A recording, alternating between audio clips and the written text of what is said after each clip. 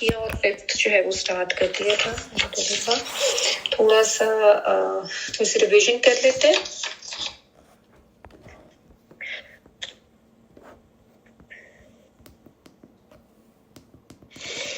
अच्छा जी, एक तो इसमें आयत नंबर 22 से हमने स्टार्ट किया था, जिसमें ये बताया गया कि वला तनकिहू मा नकाह आबाउकुम मिनन निसाई इल्ला मा कर सकब, कि जिनसे तुम्हारे बाप निकाह कर चुके हैं उनसे तुमने निकाह नहीं करना। ये मैंने आपको बताया था कि अरब में ये रिवाज होता था कि बाप की मनकूहा जो होती थी, सगी माँ से तो नहीं करते थे, लेकिन बाकी जो मनकूहा होती थी उनसे जो बड़ा बेट के वो पास वो तरके के तौर पे आ जाती थी और वो उनसे चाहता तो खुद निकाह कर लेता या उनको वैसे ही रोक के रखता। तो बहरहाल जो निकाह करने का मामला था, इससे यहाँ पे मना कर दिया गया कि ये ना करो, और इसको बहुत ज्यादा बुराई का काम और बहुत ज्यादा काबिल नफरत काम, अल्लाह ताला की नाराजगी का काम, फाहिशतम व मक़ता बताया गया यहाँ पे, और ये बताया गया कि ये बहुत ही बुरा रास्ता है, तो ये नहीं करना। ठीक है, अच्छा एक तो ये था। उसके बाद फिर हमने जो आयत पढ़ी, आयत नंबर 23 और 24, उसमें जो महरमात हैं उनका जिक्र किया गया। उसमें ये बताएगा कि कौन कौन सी औरतें हैं जिनसे तुम निकाह नहीं कर सकते हो, और उसमें ये एक तो तुम्हारी माएँ, तुम्हारी बेटियां, तुम्हारी बहनें, तुम्हारी फूफियां, तुम्हारी खालाएं, और इसके अलावा भतीजी, इसके अलावा भांजी। ठीक है, ये तकरीबन 7 ये रिश्ते बनते हैं जो कि नसब से होते हैं। ठीक है, और इसी तरह फिर 7 रिश्ते जो हैं वो रज़ात से भी हो जाते हैं, और ये भी है कि जो नसब से रिश्ते हराम हैं वो रज़ात से भी हराम हो जाते हैं। ठीक है, और इसमें मैंने आपको एक चीज़ ये भी कह दी थी कि ये भी आप समझ लें कि जो 2 डायमेंशंस में वो चल रहे होते हैं ना, एक उसूल के लिए और एक फ़रोग के लिए, तो आगे आगे कड़ी में जो भी आता जाता है वो भी उसी में शामिल हो जाता है। यानी अगर माँ कहा गया है तो माँ की माँ भी उसी में ही आ जाएगी, उसकी माँ भी उसी में आ जाएगी। ठीक है, तो ये इसको थोड़ा सा ज़हन में आपने रखना है। और दूसरा ये भी कि फिर बेटी कही है तो उसमें आगे फिर नवासी भी आ जाएगी, और उसकी आगे से बेटी वो भी आ जाएगी। ठीक, तो ये इसी तरह से होता है कड़ी जब चलती है तो। अच्छा, और फिर मैंने आपको ये भी बता दिया था कि माँ जो है उसमें एक यानी सगी भी, सौतेली भी, ठीक है, और फिर से नानी है तो दादी भी, वो भी सब उसी में आ जाएगी। और इसके अलावा बेटियां भी जो है सगी, सौतेली, पोतियां, नवासियां। ठीक है, इसके अलावा बहनें जब होंगी तो वो भी ऐनी, लाती, ख्याफी या रजाई सारी उसमें आ जाती हैं। फिर फुप्पियां भी, ख्याफी, लाती, खलाएं भी, इस तरह से। ठीक है, अच्छा, तो फिर उसके बाद रज़ात से भी अल्लाह ताला ने बता दिया, यही सारे रिश्ते जो हैं वो रज़ात से भी हराम हो जाते हैं। और उसमें मैंने आपको ये बताया था कि ये इंडिविजुअल का मामला, ये क्योंकि एक दो सवालात कल आए हुए थे कि जिसने दूध पिया है उसकी रज़ात साबित हो जाएगी उस औरत के तमाम बच्चों से। ठीक है, जो उस शख्स की या उस लड़के की शादी जो है उस औरत की तमाम बेटियों से नहीं हो सकती। यानी ऐसा नहीं कि सिर्फ जिसके साथ उसने पिया उससे नहीं हो सकती, बाकी बेटियों से भी जज़ा साबित होती है, वो उसकी शादी नहीं हो सकती। ठीक है, अच्छा, लेकिन उस लड़के के जो बाकी बहन भाई हैं उनकी रज़ात साबित नहीं होगी क्योंकि उन्होंने दूध नहीं पिया। तो ये इंडिविजुअल का मामला। ठीक है, जिसने दूध पिया है उसका निकाह नहीं हो सकता, बाकी बहन भाइयों का हो सकता है। और जिसने दूध पिया है वो उन सारे बहन भाइयों का, जो औरत के बच्चे हैं ना, उन सारों का उससे उसकी रज़ात साबित होती है, सबका वो रज़ाई भाई बन जाता है। अच्छा, फिर ये चीज मना की गई, और इसके बाद फिर नसब के हवाले से भी बता दिया, रज़ात के हवाले से भी बता दिया, और फिर जो है वो मुसाहिरत मैंने आपको बताया था, स्वाद से आपने लिखना, और कुंडे वाली ये से यानी ससुराली रिश्ते जो है उसमें भी फिर भी ये बता दिया गया कि जो सास है ना उससे भी वो भी अबदी महरम है, उससे भी निकाह नहीं हो सकता। ठीक है, तो अपनी हकीकी माँ भी और अपनी बीवी की माँ भी, दोनों जो है वो अबदी महरम है। अबदी महरम होता है यानी जिनसे कोई किसी कंडीशन में भी किसी वक्त भी निकाल करना जो है वो जायज नहीं है। तो ये बता दिया अल्लाह ताला ने। ہمیشہ کے لیے وہ حرام ہو جاتی. ایون اگر خالی نکاح ہوا تھا، قربت سے پہلے طلاق دیتی تھی، تو بھی وہ حرام ہی ہو جاتی ہے ہمیشہ کے لیے. ٹھیک ہے. اچھا، اس کے علاوہ یہ تھا کہ وَرِبَائِبُكُمُ اللَّاتِي فِي حُجُورِكُمْ، یہ تھا کہ اگر تم نے کسی عورت سے شادی کی ہے اور اس کے ساتھ تمہارا جسمانی تعلق بھی قائم ہو گیا ہے، تو وہ بھی جو بچیاں ہیں وہ حرام ہو جاتی ہیں، ان سے بھی نکاح نہیں سکتا. ٹھیک ہے. لیکن اگر وہ شرط نہیں ہو، اس میں شرط ہے، یہ میں آپ کو بہت کلیئرلی بتایا تھا کہ دخلتم بہنہ کی شرط کے ساتھ یہ چیز جو ہے وہ حرام کی گئی ہے. اگر اس عورت کے ساتھ یہ والی شرط نہیں ہوئی ہے، خالی نکاح ہوا تھا، پھر وہ بچیاں حرام نہیں ہوتی. ٹھیک ہے. یعنی اس نکاح جو ہے وہ حرام نہیں ہوتا.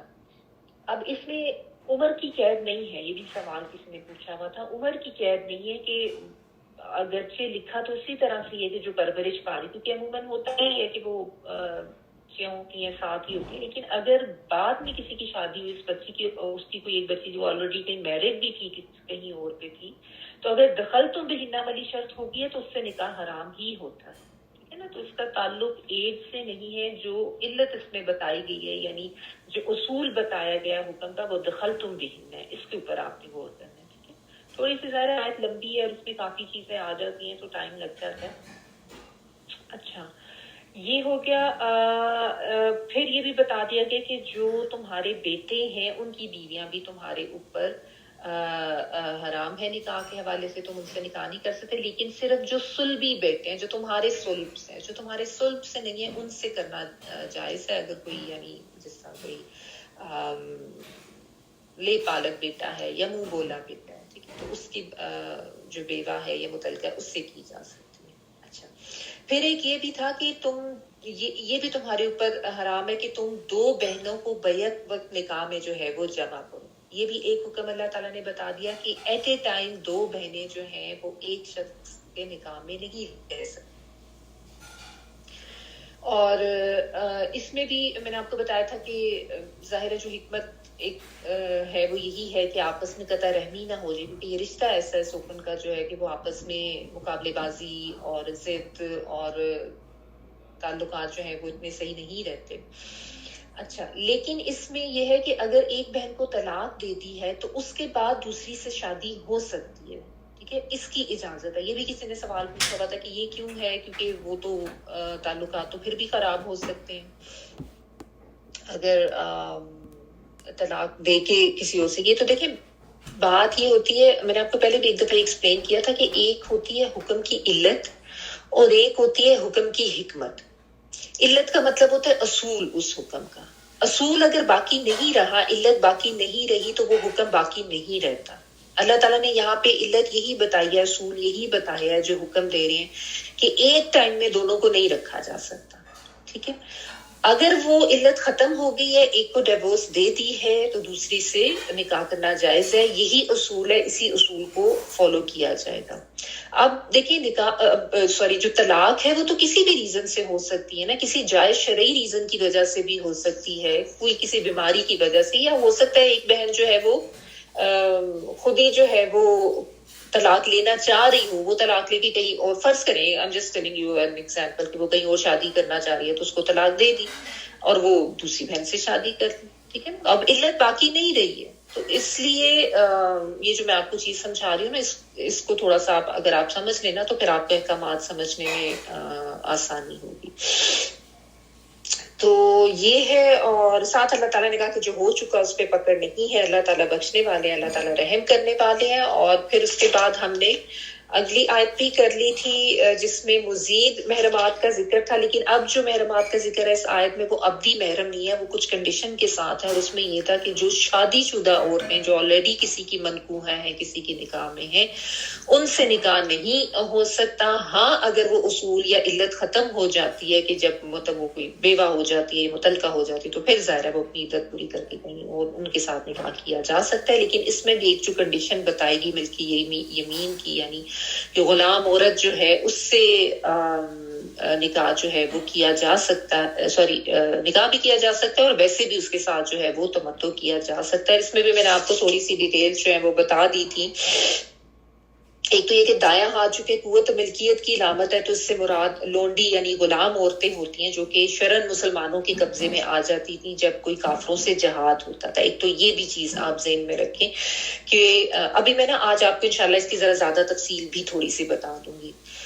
اچھا، تو اب ان کے شوہر جو ہیں وہ اگر پیچھے رہ گئے تو جس بھی مسلمان مجاہد کو وہ عورت ملے گی وہ اس کے لیے حلال ہے، لیکن وہ امیر جو ہے، جو بھی یعنی جو خلیفہ وقت جو بھی اس اسلامی حکومت کا ہے، وہ جو ہے اس کو ڈسٹریبیوٹ کرے گا، اور پھر اس کے یعنی آپ کہہ لیں کہ جو اسلامی حکومت ہے اس کے باقاعدہ ایک قانونی عمل کے تحت یہ ہوتا ہے. ٹھیک ہے، تو اس کے لیے اس کے ساتھ تمتع کرنا یا جسمانی تعلق کرنا حلال ہے، اور چاہے اس کا شوہر اپنی ملک میں زندہ بھی ہو اور چاہے ان کا نکاح بھی پہلے ہوا تھا. اب جب وہ اس طریقے سے قید ہو کر آ گئی ہیں اس سارے سینیریو کے بعد تو پھر وہ نکاح ختم ہو جاتا ہے. ٹھیک ہے نا، لیکن بہرحال اس میں یہ دھیان رکھا جاتا ہے کہ کوئی پریگننٹ نہ ہو، اور پھر ایک حیض آنے تک کا انتظار کیا جاتا ہے تاکہ بچے کی صحیح بلدیت جو ہے اس کا پتہ چل سکے. اور اسی طرح لیے اللہ تعالیٰ نے آگے بتا دیا کہ یہ اللہ کا قانون ہے. یعنی اللہ تعالیٰ کی طرف سے یہ طے شدہ بات ہے، اور اس کی پابندی کرنا بھی جو ہے وہ لازمی ہے، اور اس کے اوپر کوئی اعتراض کرنا یا یہ ایسے کیوں ہے ویسے کیوں ہے اس کی کوئی گنجائش باقی نہیں رہ جاتی جب اللہ تعالیٰ کا حکم آ جاتا ہے.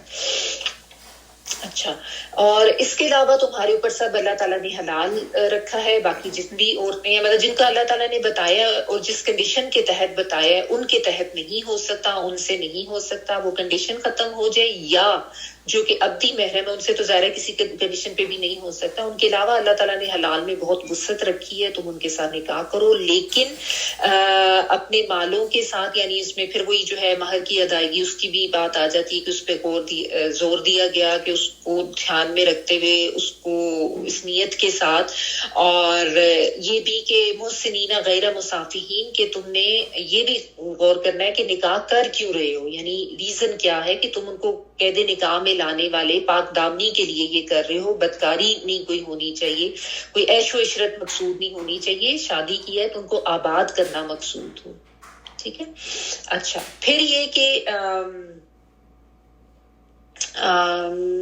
فمستمتعتم منہن کہ جو تم نے ان کے ساتھ فائدہ اٹھایا تو ان کو ان کے اجر دے دو، اور یہ فریضہ ہے اور کوئی گناہ تم پر نہیں ہے اگر آپس میں باہم تم رضامند ہو جاؤ. اس میں وہ تو ہم پہلے بھی اس کو ڈیٹیل سے کر چکے ہیں، اور اللہ تعالیٰ جو ہے وہ خوب علم رکھنے والے ہیں، خوب حکمت والے ہیں. اللہ تعالیٰ کے احکامات بہت علم و حکمت پر مبنی ہوتے ہیں. ٹھیک ہے.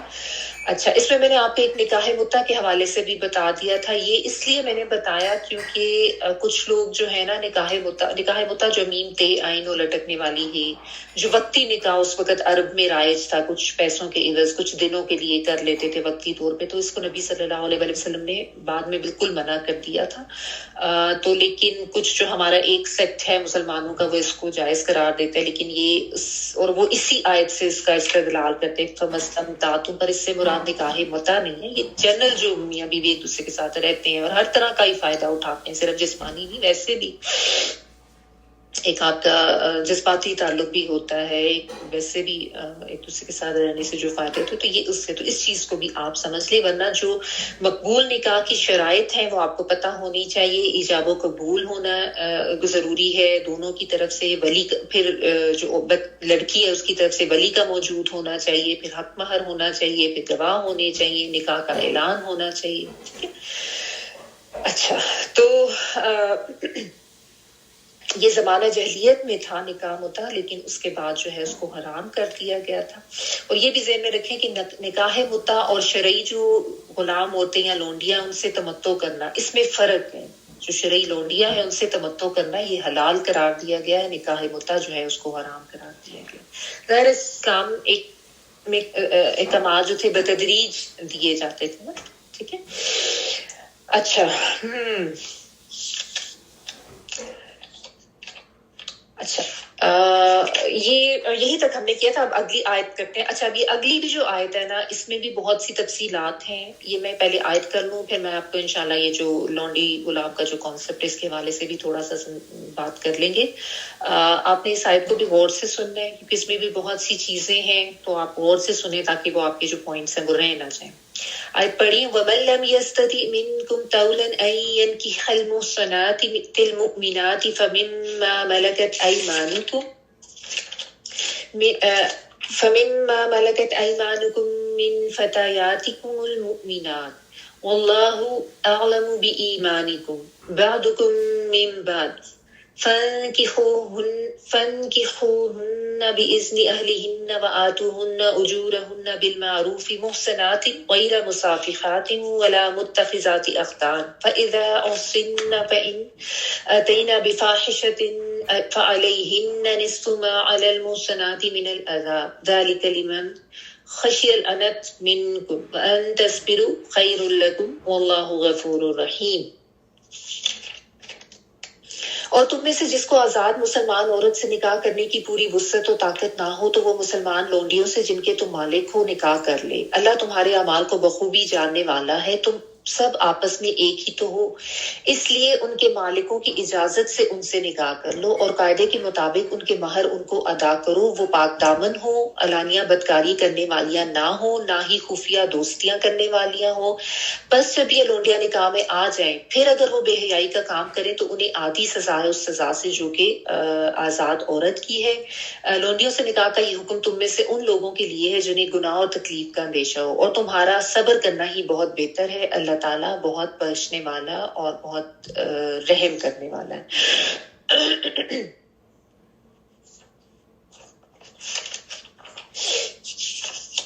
وہ اور من جو کوئی لم نہیں یستطیع وہ استطاعت رکھتا ہو، یا آتین والا وہ کے معنوں میں، اور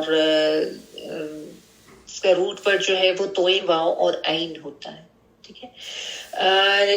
سینتا ویسے طلب کرنے کے لیے آتا ہے، باب میں جانے کی وجہ سے یہ بن جاتا ہے. تو بہرحال جو کوئی نہیں استطاعت رکھتا منکم تم میں سے، تولن جو ہے جیسا اردو میں ہم طول کہتے ہیں نا لمبائی کے لیے، یہ وہی ورڈ ہے. بیسیکلی یہاں پہ اس کا مطلب جو ہے وہ فراخی ہونا، وسعت ہونا، کشادگی ہونا، ٹھیک ہے، اس معنوں میں ہے. منکم تم میں سے، تولن فراخی کی یا وسعت کی، ان کے ین کی خا میں روٹ نون کا افہا ہے، یا جو ہے شروع میں وہ کے معنوں میں، کہ وہ نکاح کرے کس سے، المحصنات آزاد عورتوں سے. ٹھیک ہے. میں نے آپ کو حاصاد نون یا محسنات کا الفاظ جو ہے، محسنات کا لفظ مختلف معنوں میں آئے، میں نے آپ کو کل بتا دیا تھا کہ اس کے 4 معنی. ایک تو شادی شدہ عورتیں جن کو نکاح کی وجہ سے پروٹیکشن ہوتی ہے، حصن سے ہے نا، حصن قلعہ کو کہتے ہیں، تو قلعہ بند ہونا، محفوظ ہونا، تحفظ کے ساتھ ہونا.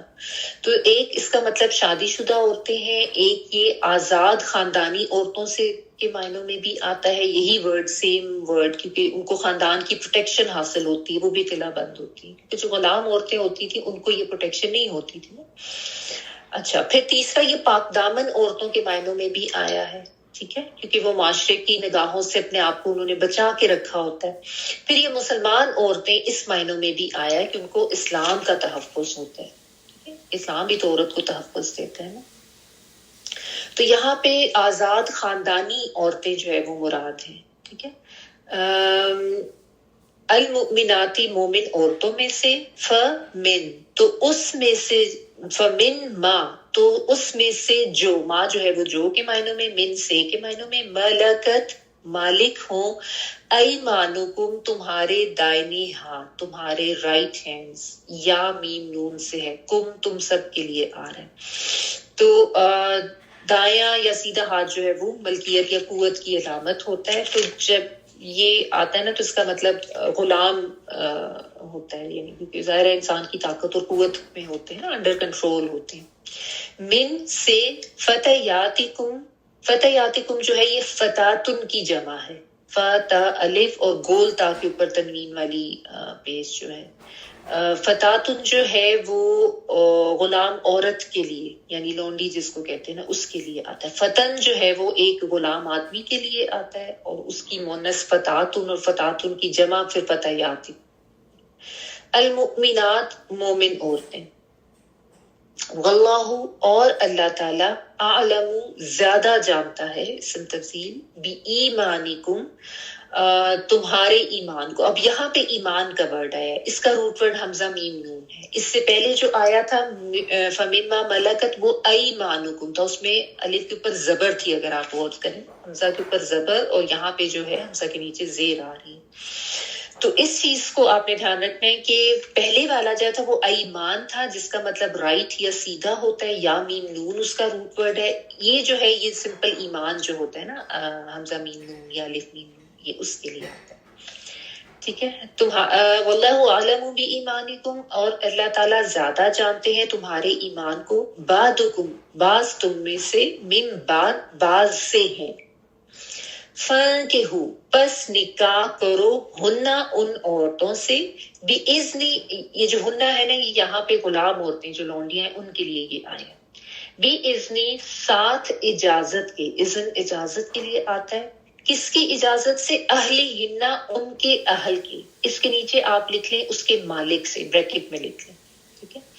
وآتوہن یعنی اس لونڈی کا جو مالک ہے اس سے. وآتوہن اور دو ان عورتوں کو, اجورہن ان کے اجر یعنی ان کے مہر. یہ میں نے آپ کو بتایا تھا کہ یہ مہر کے لیے آتا ہے. ہنہ جو ہے یہ عورتوں کے لیے آتا ہے. بالمعروف ساتھ بھلے طریقے کے, معروف طریقے کے. معروف کون سا طریقہ ہوتا ہے؟ جو اچھا بھلا جانا پہچانا, جس کو عقلاً شرعاً صحیح سمجھا جائے. ٹھیک ہے, معاشرتی لحاظ سے بھی ایکسیپٹیبل ہو.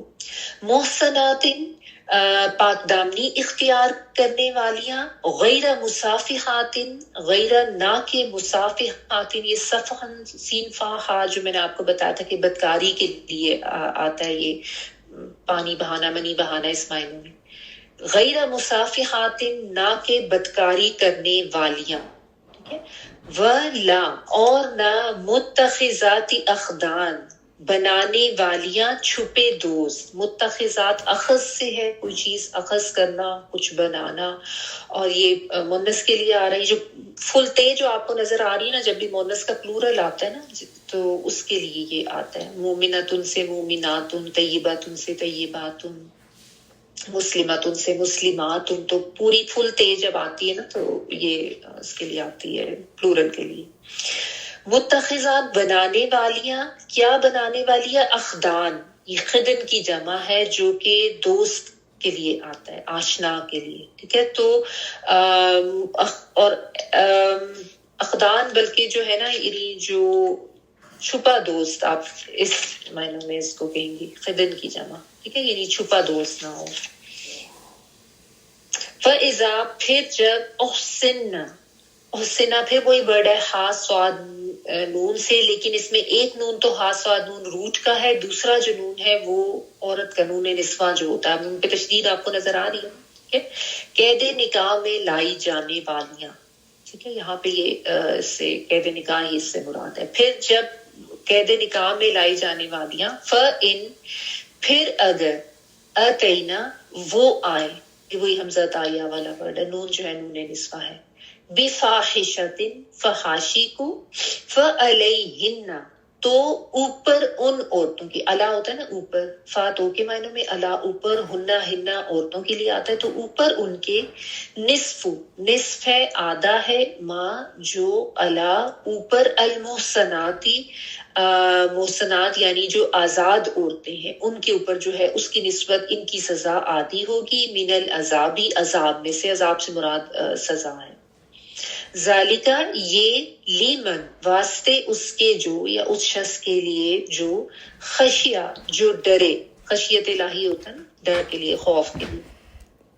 العنت انت جو ہے یہ اس کا روٹ ورڈ یہی ہے عین نون اور تا, ایسی تکلیف جس میں کوئی ہلاکت کا اندیشہ ہو, یعنی آپ کہہ لیں کہ انتہائی تکلیف کے لیے یہ آتا ہے.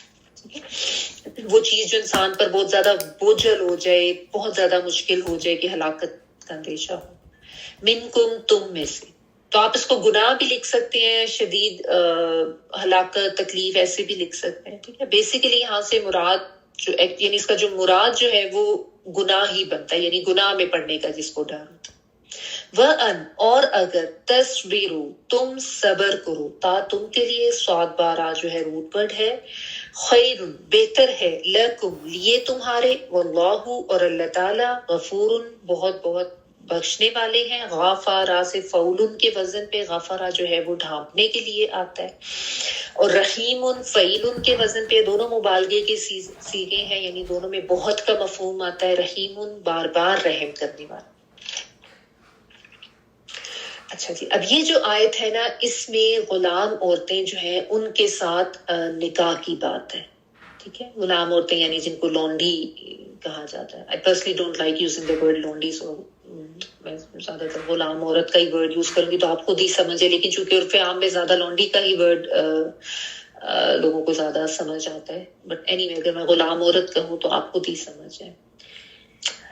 اچھا، تو اس میں ان غلام عورتوں کے ساتھ نکاح کی بات جو ہے اس کو ایکسپلین کیا گیا ہے کہ ان کے ساتھ بھی نکاح کیا جا سکتا ہے اگر کوئی شخص جو ہے وہ اتنی طاقت یا اتنی وسعت نہیں رکھتا کہ وہ کسی آزاد مومن عورت سے شادی کرے، تو اس کا حل یہاں پہ اللہ تعالیٰ نے بتایا. ٹھیک ہے، اور طاقت یا وسعت سے کیا مراد ہے کہ وہ اس کا مہر نہیں دے سکتا، وہ اس کا نان نفقہ ادا نہیں کر سکتا، یا اس طریقے سے اس کا خرچہ نہیں اٹھا سکتا. کیونکہ دیکھیں نا، جو ایک کوئی آزاد عورت ہوتی ہے، ظاہر ہے اس کا ایک علیحدہ سٹیٹس ہوتا ہے، اس کی ضروریات بھی اس طرح سے ہوتی ہے. جس کا جتنا سٹیٹس ہے اسی لحاظ سے اس کی ضروریات اور اسی لحاظ سے پھر اس کی ذمہ داری بھی اٹھائی جاتی ہے نا، اور اس لحاظ سے اس کے لیے اس کی ذمہ داری اٹھانے کے لیے مال بھی زیادہ چاہیے ہوگا.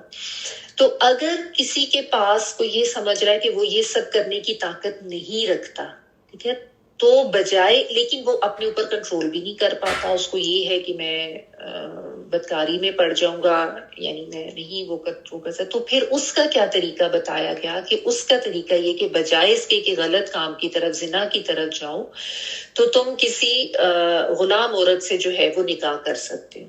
ٹھیک ہے، لیکن اس میں یاد یہ رہنا چاہیے کہ ہر ممکن کوشش تو یہی ہونی چاہیے کہ آزاد عورت سے ہی نکاح کیا جائے. لیکن ایکسیپشن یہاں پہ بتائی جا رہی ہے. اس میں آپ یہ ذہن میں رکھیں کہ اس زمانے میں جو ہے، چونکہ غلام مرد اور عورت بہت زیادہ ہوتے تھے، تو اس لیے یہ اللہ تعالیٰ نے حکم دے دیا کہ اس کا جو لونڈی ہے اس کا مہر بھی کم ہو سکتا ہے، اس کا نان نفقہ بھی ویسے بھی ظاہر ہے جو ایک اس طریقے سے رہے گی، غلامی میں رہی، اس کی ڈیمانڈز یا وہ چیزیں بھی کم ہو سکتی ہیں. تو اس کا یعنی خرچہ آپ کہہ لیں، اس چیز کو استطاعت جو ہے وہ کہا گیا. یہ جو تولن والی بات تھی نا، ٹھیک ہے، تو آزاد کی نسبت ایک غلام عورت کا یہ ساری چیزیں جو ہیں وہ چونکہ کم ہوں گی، تو وہ تمہارے لیے اگر آسان ہے تو، لیکن وہ بھی مومنہ ہو، مطلب ظاہر ایمان والی ہو، تو یہ کیا جا سکتا ہے. اب اس میں جو سچویشن بتائی گئی، آپ یہ بھی ذہن میں رکھیں کہ جس کی وہ غلام عورت ہے وہ خود شادی نہیں کر رہا، نکاح کر رہا، وہ تو ویسے بھی اس کے ساتھ تمتع کا اس کے پاس ہے نا حق. اگر وہ اس کو آزاد کر کے نکاح کر لیتا ہے تو ویل اینڈ گڈ، وہ تو اچھی بات ہے. لیکن یہاں پہ جو سینیریو بتایا جا رہا ہے کہ ایک مالک ہے، اس کے پاس ایک غلام عورت ہے، اور کوئی دوسرا شخص جو ہے، جس کے بارے میں اللہ تعالیٰ جو بتا رہے ہیں نا کہ کوئی دوسرا شخص ہے جو کہ آزاد عورت سے کرنے کی نہیں رکھ سکتا استطاعت، تو وہ کیا کرے گا؟ وہ یہ کرے گا کہ اس مالک سے جا کے اجازت لے گا کہ میں تمہاری اس غلام عورت سے شادی کرنا چاہ رہا ہوں. اگر وہ مالک اجازت دے دے تو وہ پھر اس غلام عورت سے شادی کر سکتا ہے.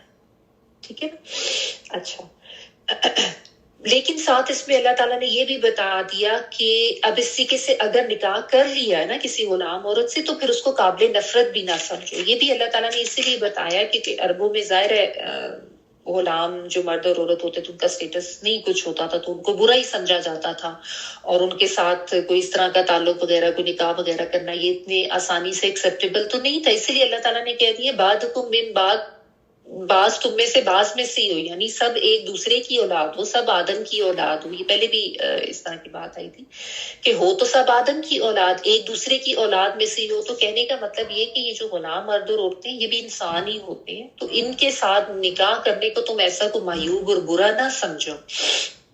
اور یہ بھی کہ اللہ تعالیٰ نے یہ تو کہا من فتیاتکم المؤمنات، مومن ہی عورتیں ہوں گی، وہ جو غلام عورتیں بھی ہیں اس میں بھی تم نے یہ دیکھنا ہے کہ مومنہ ہو، اور لیکن اس پہ اس کے مومنہ ہونے پہ بھی کوئی اعتراض نہ کرے، یا کوئی انگلی نہ اٹھائے، یا کوئی نکتہ چینی اس کے اوپر نہ کرے. واللہ عالم بایمانکم، اللہ تعالیٰ خوب جانتے ہیں تمہارے ایمانوں کو. یعنی اللہ تعالیٰ کو بہت اچھی طرح سے دلوں کے حال تو اللہ تعالیٰ کو پتہ نا. ہو سکتا ہے کوئی مومنہ غلام عورت جو ہے کسی مومنہ آزاد عورت سے اس میں ایمان میں بہت زیادہ آگے ہو، وہ بہت زیادہ نیک ہو، وہ بہت زیادہ اللہ کا تقوی رکھنے والی ہو، تو ایسا بھی ہو سکتا ہے. تو اس لیے کسی کی اس چیز کے اوپر کوئی خود سے اعتراض نہ کرے کہ نہیں یہ تو چونکہ غلام عورت ہے تو یہ تو پارا ہو ہی نہیں سکتی، یہ تو ایمان والی ہو ہی نہیں سکتی. یہ کیونکہ یہ چیز ایک آ سکتی تھی نا ذہن میں، ایک نفسیات جو ہے انسان کی، اللہ تعالیٰ نے اس کو مد نظر رکھتے ہوئے یہ بات یہاں پہ ساتھ ہی کہہ کے سمجھا دی. کہ اب اس میں بھی وہی بات ہے کہ آپ اس چیز کو اگر دھیان میں رکھیں نا کہ اس وقت جو ماحول تھا، جو معاشرہ تھا اور جو تھنکنگز تھی لوگوں کی، اس میں یہ بات پڑھ کے کہ اچھا ان سے بھی نکاح کیا جا سکتا ہے، تو پہلے یہ ذہن میں آنی تھی کہ نہیں ان کا کیا ایمان ہوگا، یہ کیسے نیک ہو سکتی ہیں، یہ کیوں کہہ دیا کہ من فتیاتکم المؤمنات، وہ تو مومنہ نہیں ہو سکتی.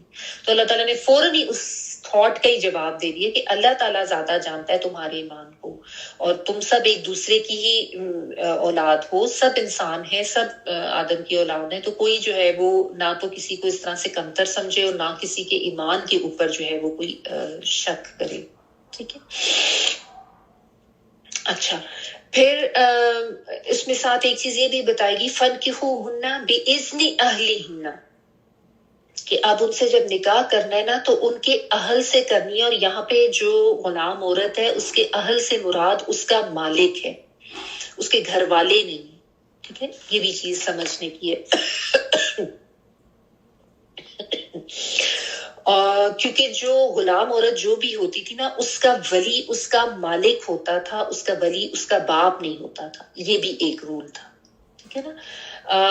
اس کے مالک کی اجازت سے ہی اس غلام عورت سے تم نکاح کرو گے. یعنی جس طرح آزاد عورت کا نکاح جو ہے وہ تو اس کی ولی کی مرضی سے، جو کہ عموماً اس کا باپ ہوتا ہے، یا باپ نہیں ہے تو کوئی بھائی یا چچا وغیرہ. لیکن جو غلام عورتیں ہوتی ہیں ان کا ولی ان کا مالک ہوتا ہے. ٹھیک ہے. اب کیوں یا کیسے، دیکھیں مالک جو ہوتا ہے اس کو، جیسا میں نے آپ کو کل بتایا کہ تمتع کی اجازت ہوتی ہے، اس کے ساتھ وہ اپنا تعلق رکھ سکتا ہے. تو مالک کی اجازت لینا پھر ضروری ہے، کیونکہ جب اس غلام عورت کا نکاح اگر وہ کسی سے کرنے پہ راضی ہو جاتا ہے تو پھر وہ مالک خود اس غلام عورت سے تمتع نہیں کر سکتا. ظاہر ہے پھر وہ کسی کی منکوحہ ہو گئی ہے نا، تو پھر اب وہ اس کا تعلق اسی سے ہی رہے گا. وہ کون تھے، حضرت یاسر جو تھے، انہوں نے آ کے وہ جو حضرت سمیہ رضی اللہ تعالیٰ عنہ جو تھے ان سے نکاح کیا تھا نا، وہ غلام تھے، ابو جہل کا چچا تھا میرے خیال میں، if I'm not wrong. تو اس نے اجازت دی تھی، انہوں نے نکاح بھی کر لیا تھا. اس کے بعد حضرت عمار بن یاسر آپ نے نام سنا ہوگا، جو ان کے بیٹے تھے آگے سے. یہ تین، مطلب یہ تینوں غلام ہی تھے. پھر جب وہ ان کا مالک جو ہے وہ فوت ہو گیا تو اس کے بعد جو ابو جہل تھا اس نے بہت ظلم کیا تھا. پڑھا ہوگا آپ نے ان کو، پھر جس طریقے سے ان کو بہت زیادہ ظلم کیے تھے کہ یہ کیوں اسلام لے آئے، اور ان کو بہت طریقے سے ٹارچر کیا جاتا تھا. اچھا تو یہ ایک چیز ہے، اور کہ اس کا جو ولی ہے اس کی اجازت سے ہی ہوگی. ٹھیک ہے.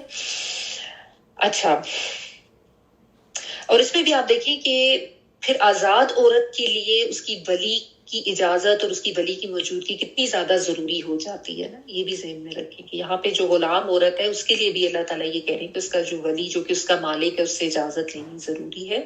لیکن بہرحال جو آزاد عورتیں، ان کی بھی نکاح کی شرائط میں یہ ہے کہ ولی کی موجودگی ضروری ہے. اس پہ بھی نبی صلی اللہ علیہ وسلم کی احادیث ہے. اچھا، پھر اس میں آپ دیکھیں کہ فَانْكِحُوهُنَّ بِإِذْنِ أَهْلِهِنَّ وَآتُوهُنَّ أُجُورَهُنَّ.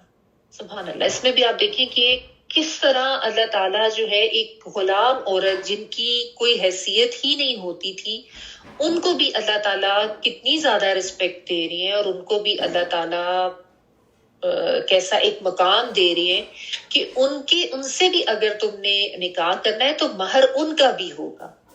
ٹھیک ہے نا, چاہے تھوڑا ہوگا کم ہوگا لیکن وہ ہوگا, اور اس میں بھی یہ ہے ان کا بھی یہ رائٹ بنتا ہے, ان کا بھی یہ حق بنتا ہے کہ تم ان کے اجر, ان کے مہر ان کو ادا کرو. یعنی آپ دیکھ لیں کہ اس میں کہ اسلام میں مہر کی ادائیگی کتنی ضروری قرار دی گئی ہے نا, کہ غلام عورتوں کے لیے بھی لازمی قرار دیا گیا کہ ان کو ادا کرو ان کے جو مہر ہے. ٹھیک ہے, یعنی اللہ تعالیٰ نے اس طریقے سے یہ جو غلام تھے ان کے حقوق کو بھی محفوظ کیا, جو غلام عورتیں تھیں. ٹھیک ہے. اچھا, اس میں ہو سکتا بھی آپ کے ذہن میں بہت سے سوالات چل رہے ہوں, میں انشاءاللہ کوشش کروں گی کہ اینڈ پہ اس کو تھوڑا سا مزید ڈسکس کر لوں. تو آپ نے ایک چیز دیکھیں دھیان میں آپ کی رہنی چاہیے کہ یہ سارا کچھ جو یہاں پہ بیان ہو رہا ہے نا, اس وقت کے معاشرے میں جو پریویلنگ سچویشن تھی, جو کچھ ہو رہا تھا, اس کے مطابق بہترین احسن ترین حل یا احسن ترین احکامات جو ہے وہ اللہ تعالیٰ کی طرف سے دیے جا رہے ہیں. یہ نہیں کہا جا رہا کہ یہ کرو تم جا کے, ٹھیک ہے نا. یعنی جب اس طرح کی سچویشن تھی تو اس سچویشن کے اکارڈنگلی احکامات دیے جانے تھے نا. تو اس چیز کو آپ نے ذہن میں رکھنا ہے, اسی لیے میں بار بار آپ کو بتاتی ہوں. ابھی میں پھر مزید تھوڑا سا اس کو ڈسکس کروں گی کہ یہ مجھے پتا ہے یہ کانسیپٹ ایسا ہے جو عموماً لوگوں کو ہضم نہیں ہوتا یا سمجھ نہیں آتا. تو یہ ساری چیزیں آپ وہ سارا بیک گراؤنڈ بھی ذہن میں رکھیں کہ اس کے مطابق احکامات دیے جا رہے ہیں. تو اس میں کیوں یا کیسے یا یہ کیوں یا وہ کیوں, یہ اس طرح کی جو ہے نا وہ جو سوالات ذہن میں آ رہے ہیں نا, ان کو آپ تھوڑا سا کنٹرول میں رکھیں, یہ سوچ کے کہ یہ سارے احکامات اللہ تعالیٰ کی طرف سے دیے جا رہے ہیں. ٹھیک ہے نا. اچھا, بہرحال ان کی جو مہر کی ادائیگی ہے وہ بھی بتائے گی. اچھا, لیکن ساتھ اللہ تعالیٰ نے پھر اب ان کو بھی کہا گیا ہے کہ محصنات غیر مصافحات, یعنی ان کے لیے بھی اب یہ ہے کہ انہوں نے بھی پھر شرافت کے ساتھ رہنا ہے. اگر ان کو نکاح کا ایک تحفظ جو ہے وہ مل گیا ہے نا, کسی شخص نے ان کے ساتھ نکاح کر لیا ہے, تو وہ بھی پھر اب اچھی طرح سے رہیں گی. وہ پھر اب کوئی غلط کام کرنے والی, کوئی زنا یا بدکاری کرنے والی نہ ہو, اچھے طریقے سے رہنے والی ہوں. ٹھیک ہے نا.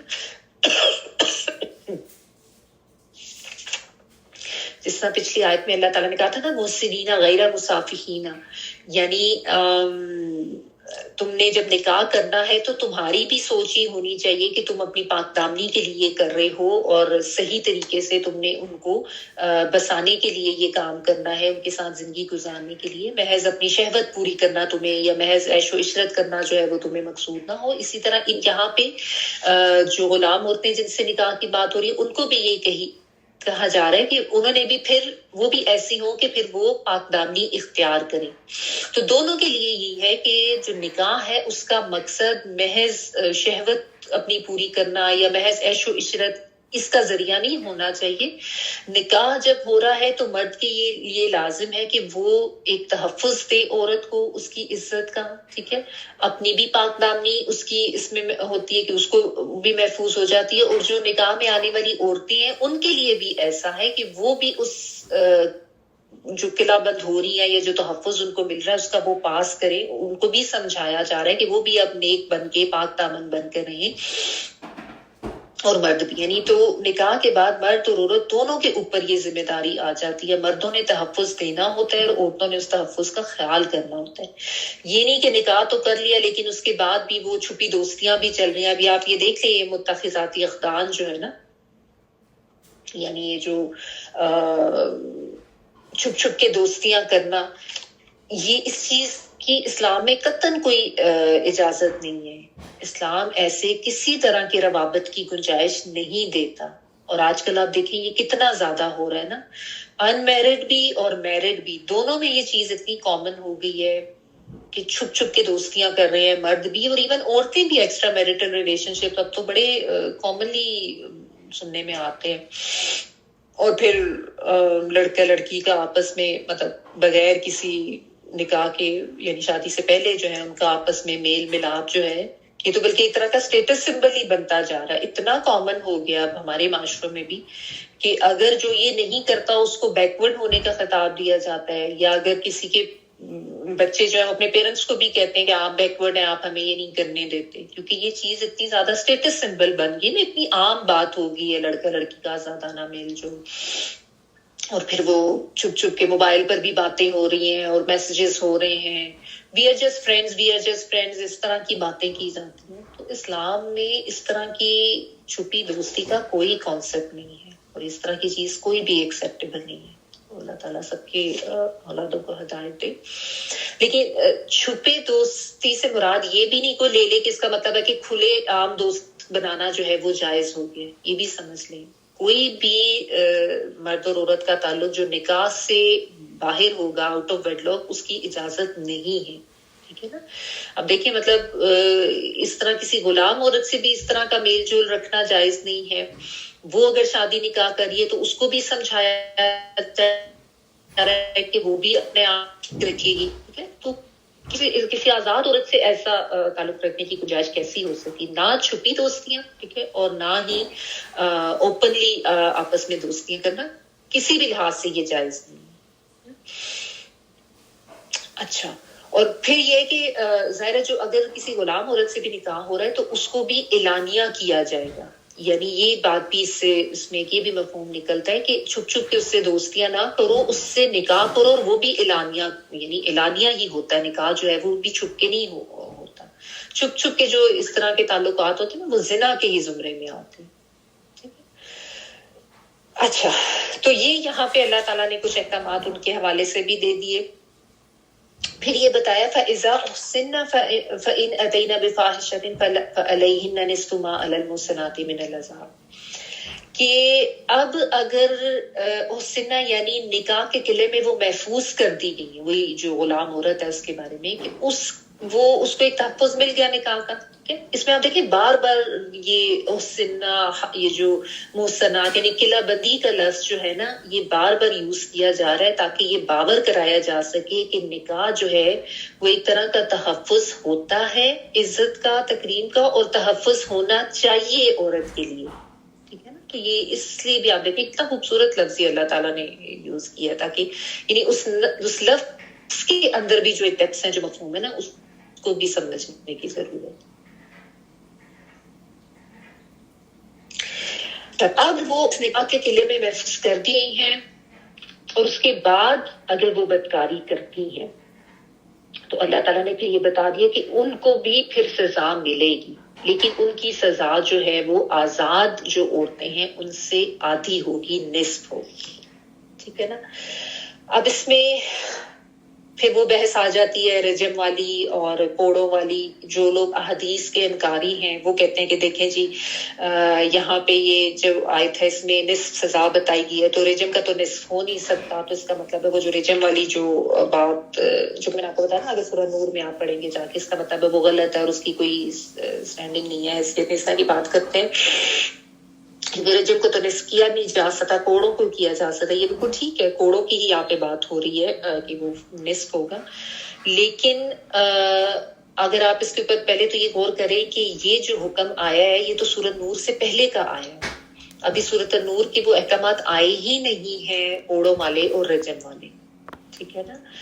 تو یہ تو جو ابتدائی حکم تھا کہ ان کے ساتھ سختی کرو، ان کو صرف یہ ہے کہ وہ اگر اس غلط کام کی طرف جاتی ہے تو اس چیز کو مد نظر رکھا جانا چاہیے کہ جس ماحول میں اس کی براٹ اپ ہوئی ہے، جو چیزیں اس نے سیکھی ہیں وہ اس سے بہت زیادہ مختلف ہیں جس ماحول میں ایک آزاد عورت کی پرورش ہوئی ہوتی ہے. یعنی ایک آزاد عورت جو ہے ظاہر ہے اس کے خاندان کا تحفظ ہوتا ہے، اس کی ایک تربیت اس طریقے سے ہوتی ہے، اس کو وہی چیزیں سکھائی جاتی ہیں. عربوں میں بھی جو ہے نا جو آزاد عورتیں ہوتی تھی وہ اس طرف نہیں آتی تھی، یہ زیادہ یہی لوگ عورتیں ہوتی تھی جو اس قسم کے کاموں میں یعنی یہ سیکس ورکرز آپ کہہ لیں تو زیادہ یہی ہوتے تھے یا اس طرح کے. تو بہرحال میں آپ کو بتا ہی رہی تھی کہ جو اس وقت کا حکم تھا اس کے مطابق ان کے ساتھ تم نے کم سختی کرنی ہے، ہاف سختی کرنی ہے، اتنی نہیں کرنی جتنی کہ ایک آزاد عورت کی ہے. دیکھیے اسلام میں جب احکامات دیے جاتے ہیں نا تو بہت حکمت کے تحت تو بہت سی چیزوں کو مد نظر رکھتے ہوئے اللہ تعالیٰ ظاہر ہے اسی لیے اب آتا ہے نا علیم الحکیم کہ اللہ تعالیٰ کو خوب علم ہے، اللہ تعالیٰ خوب حکمت والے ہیں. تو اللہ تعالیٰ ظاہر ہے جب کوئی احکامات دیتے ہیں تو بہت سی چیزوں کو مد نظر رکھتے ہوئے دیتے ہیں نا. تو یہ جو ہے اس لحاظ سے ہے. اور دوسرا یہ کہ اگر یہ سوال ہو کہ ابھی اگر کبھی ایسی کوئی سچویشن ہوتی ہے تو کوئی غلام عورت ہوتی ہے یہ وہ، تو اس میں یہ پھر علماء یہ کہتے ہیں کہ جو غلام عورت ہیں ان کی سزا اگر لی جائے تو وہ پھر رجم کی ہوتی ہی نہیں ہے، ان کے لیے کوڑوں کی ہی ہے، اور اس کو بھی ہاف کیا گیا، یعنی 100 کی بجائے 50 کوڑے. ٹھیک ہے، اس چیز کو آپ بس ذہن میں رکھیں. اچھا، تو فَإِنْ أَتَيْنَا بِفَاحِشَةٍ فَعَلَيْهِنَّ نِصْفُ مَا عَلَى الْمُحْصَنَاتِ مِنَ الْعَذَابِ، کہ یہ جو ہے آزاد عورتوں سے جو ہے ان کا جو بھی سزا یا ان کی جو حد ہوگی وہ اس سے کم ہوگی. اس میں علماء یہ بھی کہتے ہیں کہ محصنات کا ورڈ یہاں پہ جو ہے آزاد غیر شادی شدہ عورت کے لیے آیا ہے، کیونکہ آیت کے شروع میں بھی جب یہ آیا ہے ورڈ المحصنات تو اس سے بھی آزاد وہ ہوتے ہیں مراد ہیں جو غیر شادی شدہ ہے، کیونکہ ان کے لیے کہا جائے نا این کے حل محصنات کے، تو شادی شدہ سے تو نکاح ہو نہیں سکتا، ظاہر ہے غیر شادی شدہ سے ہی ہوگا. تو اس لحاظ سے بھی وہ کہتے ہیں اس میں وہ ہاف کوڑوں والی بات ہی آ جاتی ہے. اللہ تعالیٰ عالم. اچھا، پھر اس میں اللہ تعالیٰ نے یہ بتایا اس کے آگے ذالک لمن خشی العنت منکم، یعنی یہ اس کے لیے اللہ تعالیٰ یہ ساری چیزیں بتا رہے ہیں.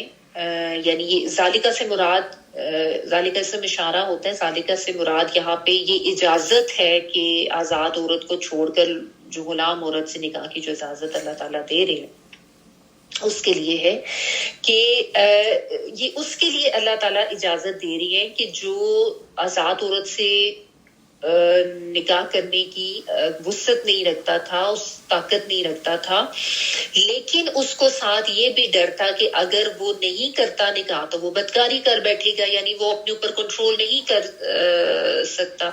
تو اس کے لیے اللہ تعالیٰ نے یہ ایک کنڈیشن تو بہرحال بتا دی جو کہ اس معاشرے کے لحاظ سے کی بھی جا سکتی تھی. ٹھیک ہے نا.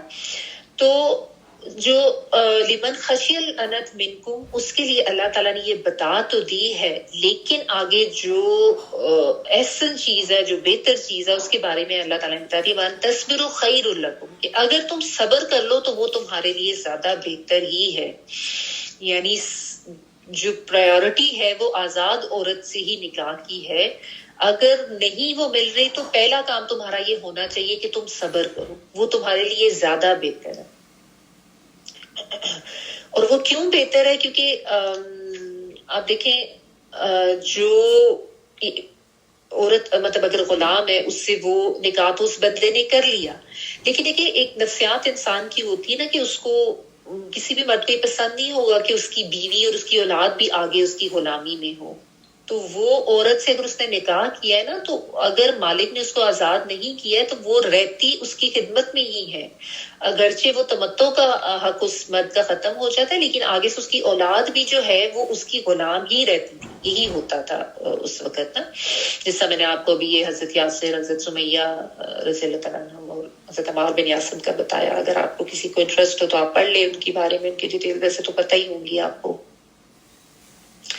اچھا، تو وہ جو یہ جو چیز ہے نا کہ ظاہر ہے وہ ایک انسان کو یہ چیز پسند تو نہیں آتی نا، تو اس لیے یہ کہا گیا کہ پہلے ہی اگر تم صبر کر لو تاکہ بعد کے مسائل سے بچ جاؤ.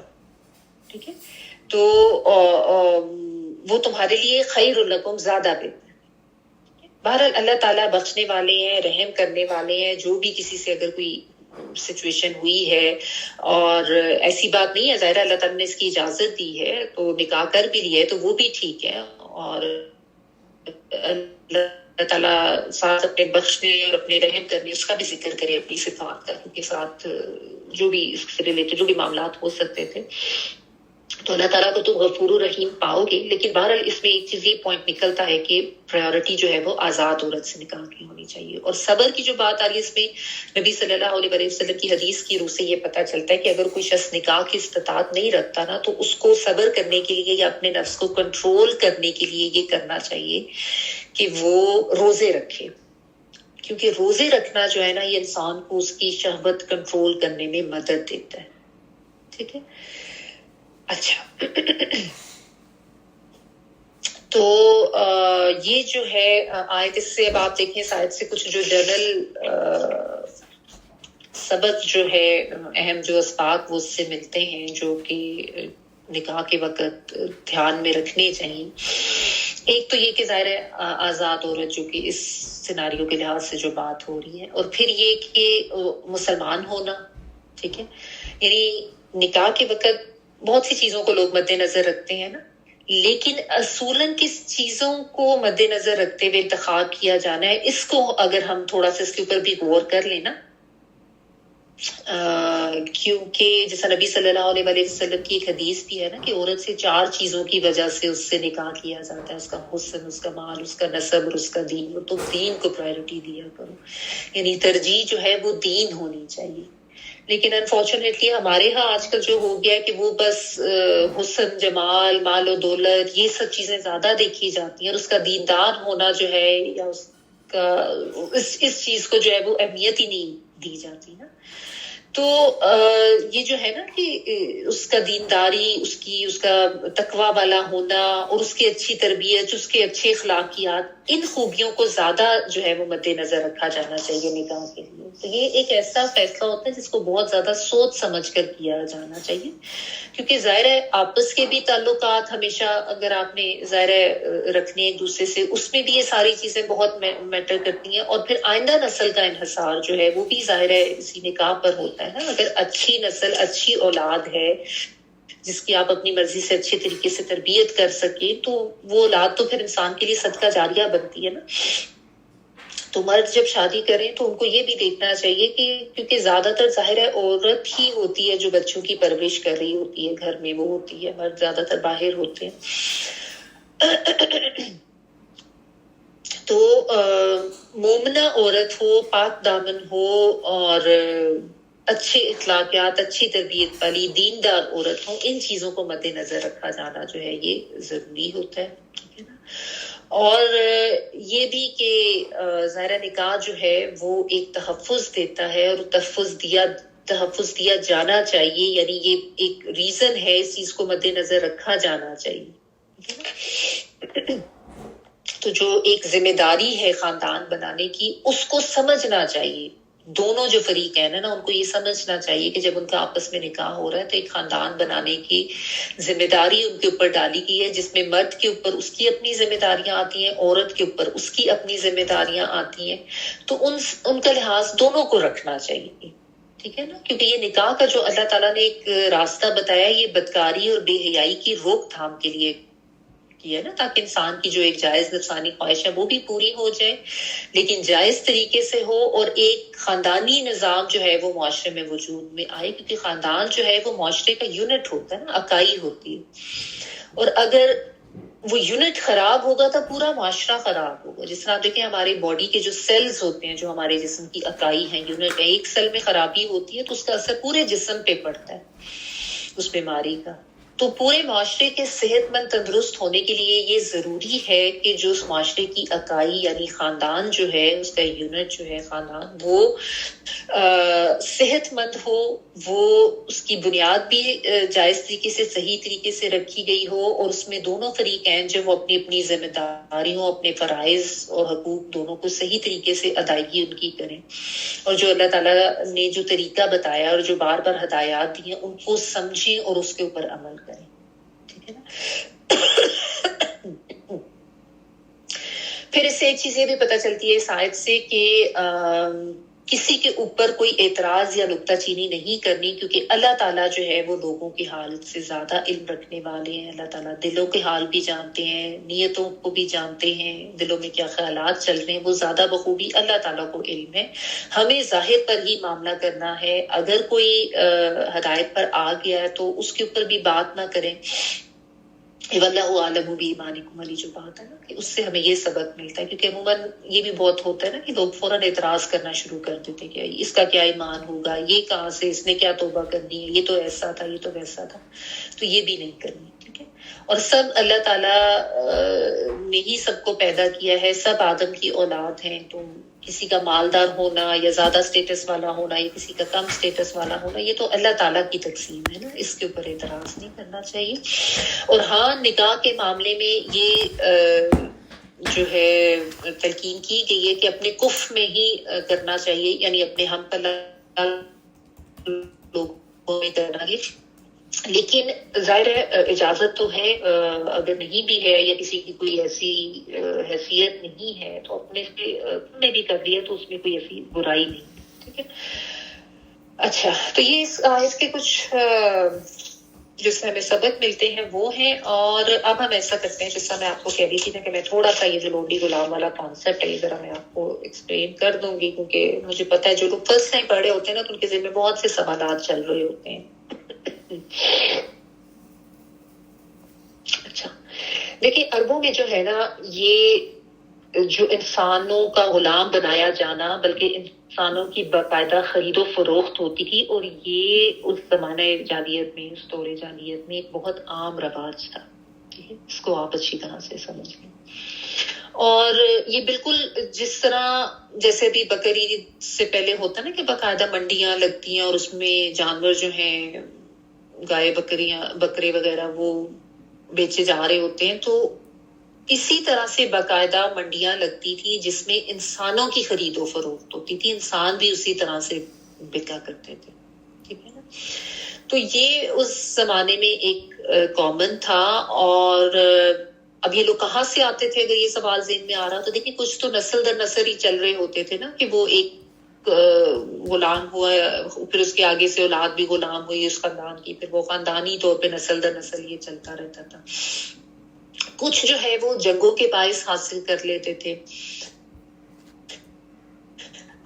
دوست اس طرح سے کہ بہت زیادہ عام تھا، قبائلی سسٹم تھا، اور ہر وقت یہ ہوتا تھا کہ اپنی طاقت دکھانے کے لیے ایک قبیلہ جو ہے وہ دوسرے کے اوپر اٹیک کرتا تھا، اور جہاں کوئی اس کی زمین اور مال و دولت لوٹتے تھے تو اس میں پھر جو انسان ملتے تھے نا ان کو بھی پھر وہ ان پہ اپنا قبضہ بنا کے کر کے تو ان کو غلام بنا لیتے تھے، قافلوں کو بھی لوٹتے تھے، آپ نے پڑھی ہوگی ہسٹری عرب کی، تو لوگوں کو اٹھا لیتے اور ان کو غلام بنا لیتے، ٹھیک ہے نا۔ اور بعض دفعہ یہ ہوتا تھا کہ لوگ غربت کی وجہ سے بھی اولاد کو بیچ دیتے تھے، تو یہ ایک طریقہ تھا انسانوں کی خرید و فروخت کا نا۔ لیکن یہ صرف عرب میں نہیں تھا، اس کو بھی سمجھ گئی کہ یہ بڑے ہزارہ سال سے انسانوں میں یہ کانسیپٹ تو تھا، لیکن یہ مصر میں بھی، مصری قوموں میں، افریقی قوموں میں، رومیوں میں، ان سب میں بھی یہ چیزیں رہی ہیں، ٹھیک ہے نا۔ ایک کافی پرانی ایک مووی ہے دا روٹس کے نام سے، جس میں نارتھ امریکہ میں جو یہ کالے لوگوں کے اوپر جو ظلم ہوتا تھا اور ان کو جو غلام بنایا جاتا تھا، شاید آپ نے دیکھی ہو، ناول بھی ہے، اس میں کافی اس طرح کی بتائی نہیں ہے۔ تو یہ صرف عرب میں نہیں تھا، یہ انسانوں کی خرید و فروخت یا ان کو غلام بنایا جانا، یہ کافی قوموں میں اس طرح کا یہ استحصال انسانوں کا، ان پہ ظلم ستم یہ ہوتا تھا۔ تو اس لیے یہ مت سمجھے کہ یہ کوئی اسلام نے آ کے شروع کیا ہے، کیونکہ جب لوگ سوال کرتے ہیں یا اعتراض کرتے ہیں تو یہ کہتے ہیں اسلام نے یہ کانسیپٹ کیوں ہے، اسلام نے آ کے یہ کیوں کیا، ایسی بات نہیں ہے، یہ پہلے سے تھا عرب میں، جیسے دیگر قوموں میں بھی تھا۔ اسلام نے آ کر تو ان غلام مرد اور عورتوں کو بہت زیادہ تحفظ دیا، ان کو بہت زیادہ حقوق دلوائے، ان کا معاشرے میں ایک مقام بتایا، لوگوں کو یہ بتایا کہ یہ بھی انسان ہے، کیونکہ ان کو تو انسان سمجھا ہی نہیں جاتا تھا، ٹھیک ہے نا۔ اور یہ بلکہ یہ گوروں میں بھی یہ کانسیپٹ، یہ تو 19ویں صدی میں بھی، ایون 1950-60 تک یہ ہوتا رہے کہ یہ لوگ خود آگے بیٹھتے تھے، گورے اور کالوں کو پیچھے بٹھاتے تھے۔ اب آ کے یہ ظاہر آہستہ آہستہ لوگوں کو اویئرنیس آئی، اور پھر یہ جو انسانی حقوق کی تنظیمیں اور پھر حقوق کے اوپر آواز اٹھائی، تو اب وہ چیز آ کے ختم ہوئی ہے، لیکن یہ ان لوگوں میں بھی یہ کانسیپٹ بہت زیادہ تھا۔ تو ایک تو یہ چیز۔ اچھا، دوسرا یہ کہ اسلام میں جو یہ کانسیپٹ ہے نا، یہ لونڈیوں کا یا غلام عورتوں کا، یہ صرف تب ہی ہے جب کہ اسلام کے نام پر جنگ ہوئی ہو، اللہ کے دین کی سربلندی کے لیے، یعنی جہاد فی سبیل اللہ کیا ہو، ایسی کوئی کسی کو پکڑ کے غلام نہیں بنایا جا سکتا، اس کی تو قطعاً کوئی اجازت اسلام میں نہیں ہے، اس پہ تو پابندی لگا دی گئی۔ ہاں، اگر کوئی ایسی سچویشن ہوتی ہے کہ ایک، جیسا کہ اس وقت بھی یہی تھا اور ابھی بھی، کہ اگر کوئی مطلب اب تو ظاہر اس طرح کی سچویشن فی الحال تو مفقود ہی ہے، لیکن اگر ہوتی ہے کیونکہ اسلامی حکومت ہے اور ان کی کفار سے اللہ کے دین کی سربلندی کے لیے جنگ ہوتی ہے اللہ کی راہ میں فی سبیل اللہ، اور ان کے جو قیدی پکڑے جاتے ہیں، تو ان کے اوپر جو ہے وہ یہ والی چیزیں آتی ہیں. لیکن یہ ظاہر ہے اس حکومت کی ہی ذمہ داری ہوگی کہ وہ چاہے تو قیدیوں کا آپس میں تبادلہ کر لیں یا کوئی اور شرائط کوئی علاقہ اپنا چھڑوا سکتے ہیں, ٹھیک ہے نا, یا ان کو آزاد کر دے, فدیہ لے کر بھی آزاد کیا جاتا ہے. تو یہ ساری چیزیں جو ہے یہ تو جو اسٹیٹ ہے اس پہ پتہ ہے ان کے 70 جو لوگ ہیں وہ قید ہوئے تھے, اور اس دور کے عرب میں جو رواج تھا اس کے لحاظ سے تو وہ سب غلام ہی تھے, لیکن ان کے ساتھ بہت اچھا سلوک رکھا گیا, بلکہ اسلام میں تو بہت زیادہ تلقین کی گئی ہے کہ ان سے اچھا سلوک کرنا ہے اور ان کا خیال رکھنا ہے. اچھا, تو پھر آپ یہ دیکھیں نا, جیسا میں آپ کو بتا رہی ہوں کہ اتنے ہزارہ سال سے یہ ایک چیز چلی آ رہی تھی, تو ایک دم سے اگر ان ساروں کو آزاد کر دیا جاتا, ایک دم سے ان کو کھلا چھوڑ دیا جاتا, تو چونکہ ان لوگوں کے لحاظ سے بھی آپ اس چیز کو ذہن میں رکھیں کہ ان کی بھی کوئی ایسی کوئی اخلاقی کوئی دینی کوئی تربیت اس طریقے کی نہیں تھی, تو یہ چیز معاشرے کے لیے جو ہے اتنی ہیلدی ثابت نہیں ہونی تھی. ایک تو یہ کہ لوگوں نے بھی ظاہر ان کو اس طریقے سے ایکسیپٹ نہیں کرنا تھا, دوسرا یہ لوگ بھی چونکہ ان میں کوئی ایسا ہنر یا اس طرح کا تو نہیں تھا نا, تو یہ لوگ بھی اس چیز سے ایک طرح کا فتنہ بن سکتے تھے کہ یہ غلط چیزیں معاشرے میں پھیلا سکتے تھے, ٹھیک ہے نا. تو اللہ تعالیٰ نے بہت حکمت کے تحت احکامات دیے کہ یا تو نکاح کر کے عزت و تحفظ جو ہے نا ان کو ایک عزت دی جائے, ان کو تحفظ دیا جائے, ورنہ آپ کو پتہ ہے ان سے تو ایک جبری مشقت بھی لی جاتی, ظلم بھی کیا جاتا. تو بلکہ آپ اگر دیکھیں یہ چیز نا سمجھ آسانی سے تب آتی ہے جب انسان تھوڑا سا کمپیریزن کرے نا. اب آپ دیکھیں جو ورلڈ وارز وغیرہ ہوئی ہیں, جرمنی روس, اس میں جو وار کیمپس ہوتے تھے, کبھی پڑھیں کہ اس میں کیا کیا کچھ ہوتا تھا لوگوں کے ساتھ, کس طریقے سے ان کے حقوق پامال ہوتے تھے, اور اس میں سب سے زیادہ جو متاثر ہوتی تھی وہ عورتیں ہی ہوتی تھی. عورتوں کے ساتھ تو بہت زیادہ ظلم ہوتا تھا, اور ایک نہیں کئی لوگ ان کے ساتھ ملٹیپل جو ہیں وہ آ کے وہ اس طرح سے ان کے ساتھ جنسی زیادتی کرتے تھے. اس کو تو ان کو عورت کو تو اپنی مشترکہ پراپرٹی بنا لیتے تھے, وہ کہتے تھے کہ بس یہ تو ان کے لیے جائز ہے کرنا. تو اس چیز کو اگر آپ ذہن میں رکھیں اور اس کے کمپیریزن میں آپ یہ دیکھیں کہ اسلام نے کتنا زبردست طریقہ بتایا, کتنا خوبصورت حل نکالا کہ ایسے لوگوں کو ایک طرح کی پروٹیکشن دے دی کہ اگر وہ بن کے بھی آ جاتے ہیں یعنی قیدی, تو ایک کسی کو اگر جس طرح جو بھی امیر نے جو ہے وہ الاٹ کی ہے کسی مجاہد کو, تو وہ ہی صرف اس کے ساتھ وہ تمتع کر سکتا ہے, اور نہیں کوئی کر سکتا تھا, ٹھیک ہے نا. اور اس میں بھی پھر یہ بھی رکھا کہ ان کو آزاد بھی کیا جانا, اس کی بھی ترغیب دلائی, یا یہ کہ اگر کوئی ان کے ساتھ نکاح کرنا چاہتا ہے, تو یہ ساری چیزیں تو بہت اچھے احکامات تھے. اگر میں آپ کو اس لیے کہہ رہی ہوں, اگر آپ کمپیریزن کریں گے تو آپ کو سمجھ آئے گی کہ کتنا زبردست سسٹم تھا جو اسلام نے آ کے دیا, ٹھیک ہے نا. اور صرف یہ نہیں تھا کہ صرف یہ کہا تھا کہ ہاں ان کو غلام بنا لو, بہترین سلوک کرنے کی تلقین بھی کی گئی. یہاں تک تھا کہ جو خود کھاؤ وہ ان کو کھلاؤ, جو خود پہنو وہ ان کو بھی پہناؤ. یعنی اسلام نے تو بہت ان کا مقام بلند کیا. اپنے کے اوپر رکھ کے دیکھیں نا, آج اپنے سرونٹس کے ساتھ ہی روزانہ جو خود کھائیں ان کو کھلائیں, روزانہ جو خود پہنے ان کو پہنائیں. کوئی آسان بات تو نہیں ہے. اسلام نے تو بہت ان کو سٹیٹس دیا, بہت ان کا مقام بلند کیا. نبی صلی اللہ علیہ وآلہ وسلم کے بارے میں آتا ہے کہ آخری ٹائم پہ جب آپ صلی اللہ علیہ وسلم کا آخری وقت, تو اس وقت جو زیادہ چیز آپ صلی اللہ علیہ وآلہ وسلم کے منہ پہ جو بات ہوتی تھی نا, وہ یہی ہوتی تھی کہ اپنی لونڈی غلاموں کے بارے میں اللہ سے ڈرنا, ان کا خیال رکھنا. بلکہ یہ بھی ایک حدیث کا مفہوم ہے کہ میرا غلام میری لونڈی کے الفاظ مت یوز کرو. یہ الفاظ بھی کرنے کو ڈسکریج کیا گیا, میرا بچہ یا بچی اس طرح کہہ کے بات کرو. اور غلاموں کو بھی یہ کہا گیا کہ وہ آقا یہ کہہ کے بات نہ کریں, وہ سیدی کہہ کے بات کریں. یہ حدیث کا مفہوم بنتا ہے, ٹھیک ہے. ایک حدیث کا مفہوم یہ بھی ہے کہ جو شخص اپنے غلام کو تھپڑ مارے تو اس کا کفارہ یہ ہے کہ وہ اس کو آزاد کر دے, ٹھیک ہے نا. تو اللہ تعالیٰ نے تو ان لوگوں کو حقوق دیے کہ ان کے بھی حقوق ہیں, جس کا کہ کوئی تصور ہی نہیں تھا عرب کا جو دور ہے اس میں, ٹھیک ہے نا.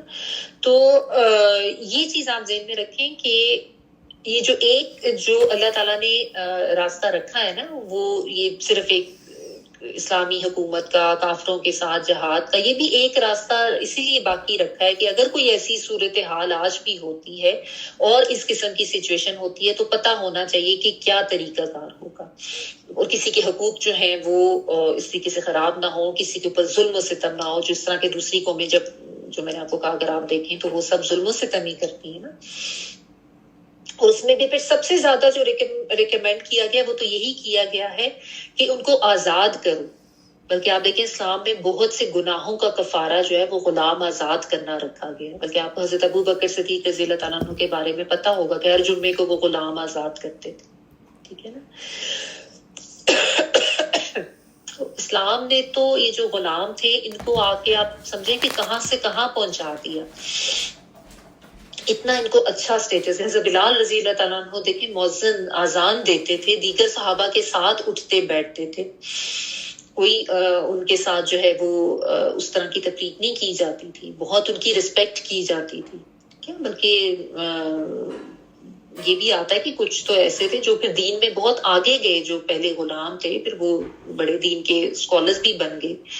اور حضرت زید جو ہے، حضرت زید بن حارث، نبی صلی اللہ علیہ وآلہ وسلم کو بطور غلام ہی ان کے پاس آئے تھے، لیکن آپ صلی اللہ علیہ وآلہ وسلم کو اتنی ان سے محبت تھی کہ آپ نے ان کو آزاد کر دیا تھا اور آپ اپنے بیٹوں کی طرح ان کو رکھتے تھے. اتنا زیادہ ان سے محبت کرتے تھے کہ جو عرب کے لوگ تھے انہوں نے ان کو زید بن محمد کہنا شروع کر دیا تھا، یہ ان کے بیٹے ہی ہیں. تو عربوں میں اس وقت متبنہ بنا لینا یعنی لے پالک وہ بھی بہت رواج تھا.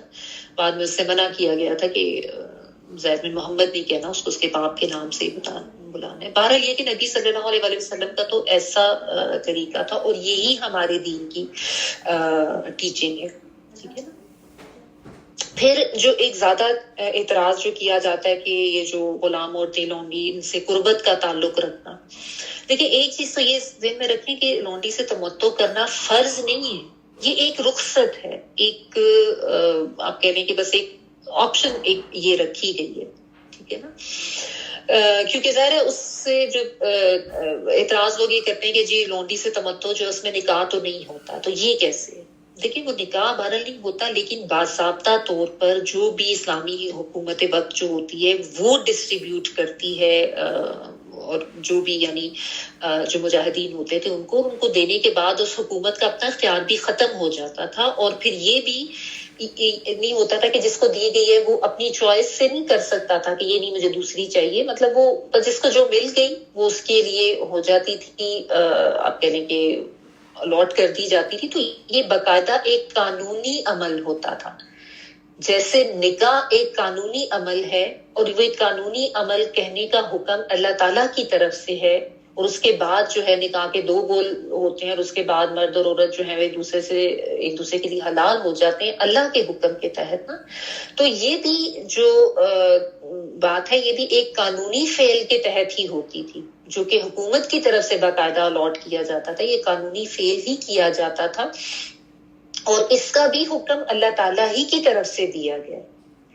ٹھیک ہے نا. تو اس لیے پھر وہ نکاح کی ضرورت باقی نہیں رہ جاتی. یہ چیز جو ہے نا تھوڑی سی اس کو سمجھ لینا چاہیے کہ یہ بھی ایک قانونی فعل ہی ہوتا ہے. ٹھیک ہے.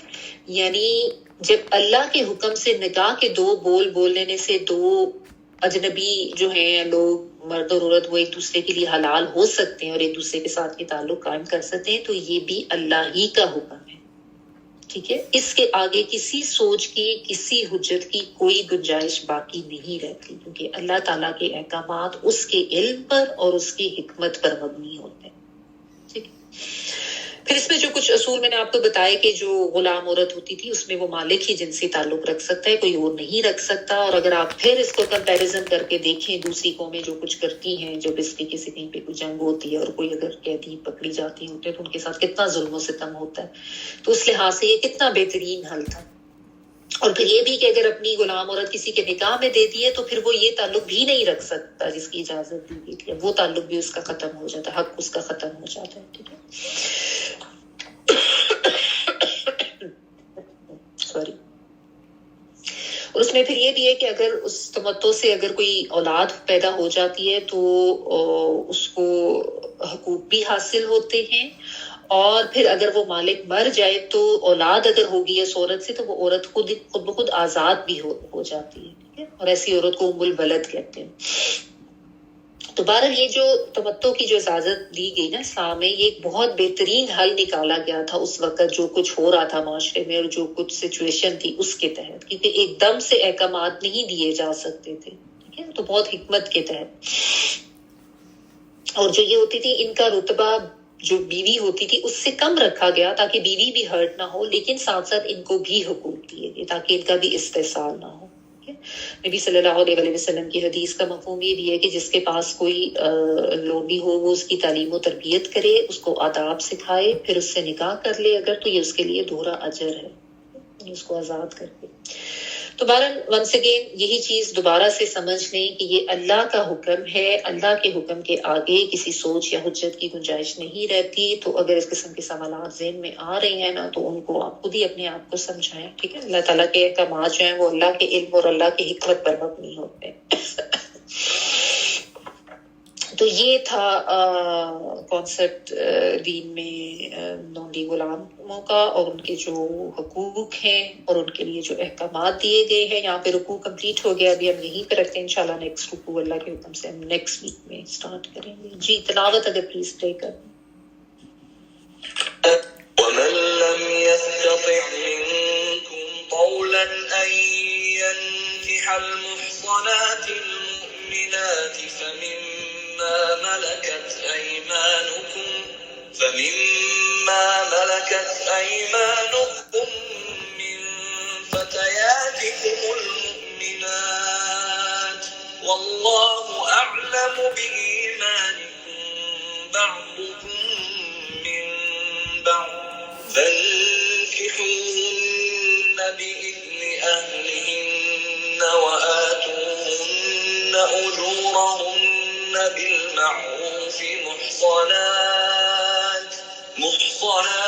غير مسافحات ولا متخذات أخدان فإذا أحصن فإن أتين بفاحشة فعليهن نصف ما على المحصنات من العذاب ذلك لمن خشي العنة منكم وأن تصبروا خير لكم والله غفور رحيم سبحانك اللهم وبحمدك نشهد أن لا إله إلا أنت نستغفرك ونتوب إليك سبحان ربك رب العزة عما يصفون وسلام على المرسلين والحمد لله رب العالمين بارك الله لي ولكم في القرآن العظيم ونفعني وإياكم بالآيات والذكر الحكيم دعا کر لیجیے۔